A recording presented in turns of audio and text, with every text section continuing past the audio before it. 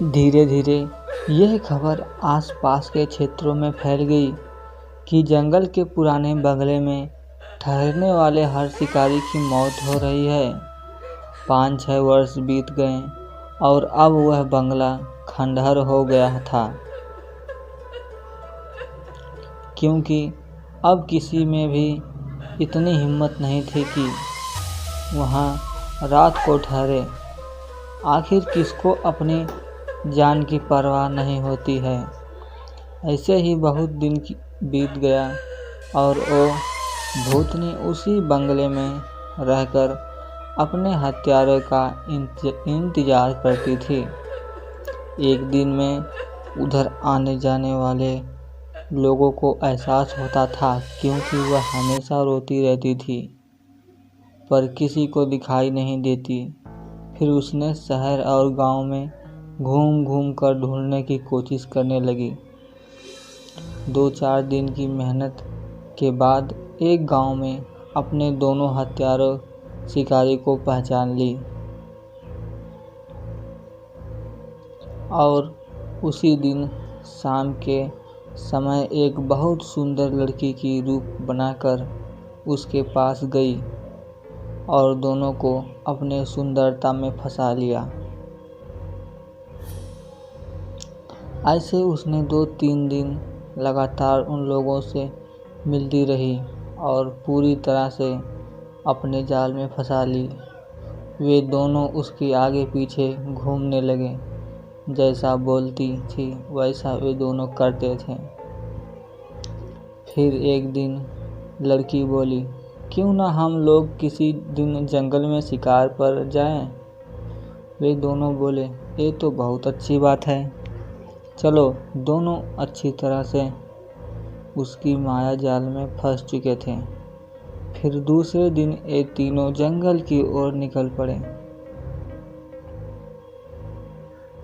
दिन भर शिकार के साथ साथ मौज मस्ती भी किए। फिर शाम होने लगी।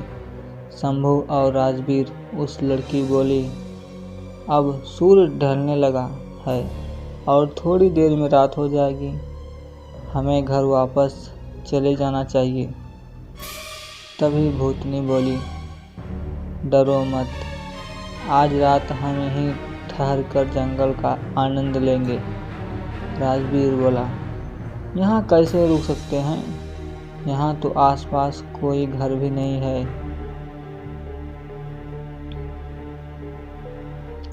भूतनी उसकी बात सुनी तो मुस्कुराने लगी और बोली, तुम लोग चिंता मत करो, मेरे एक दोस्त का इसी जंगल एक छोटा सा घर है, हम वहाँ पर जाकर रुक जाएंगे।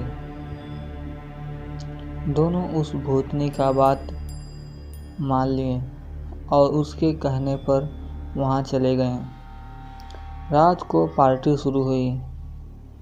अब भूतनी अपनी डरावनी और भयंकर रूप में उन दोनों के सामने आई।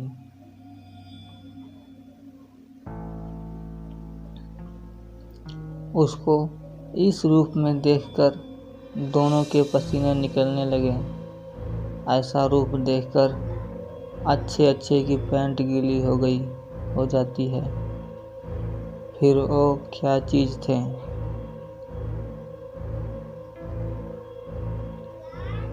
फिर भूतनी ने गिलास में जूस के बजाय खून भरकर उन दोनों दुष्टों को पिलाना शुरू किया।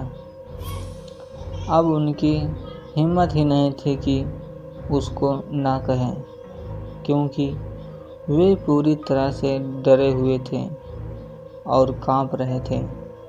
उसके बाद वो भूतनी अपना और ज़्यादा विकराल रूप बनाकर उन दोनों पर कूद पड़ी और अपने बड़े बड़े नाखूनों से उसके शरीर को चीर दिया और उसके खून को पीने लगी।